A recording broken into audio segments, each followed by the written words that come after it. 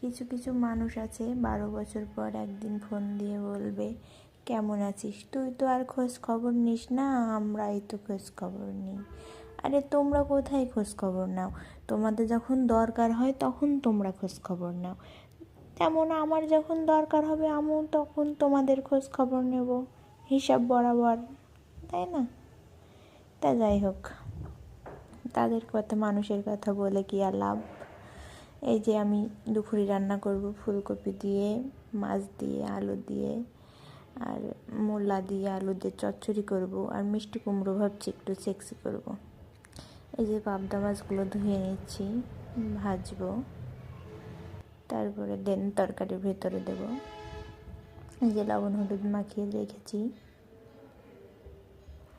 এই যে কপিগুলো ভেজে নিচ্ছি, তারপরে ভালো করে কষিয়ে নেব, নিয়ে রান্না করব।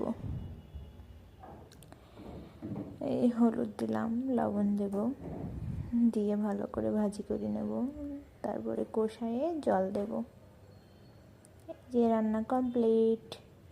তা আপনারা কে কে কোথা থেকে ভিডিওটা দেখছেন কমেন্টে বলে যাবেন প্লিজ, কেমন হয়েছে সেটাও বলে যাবেন।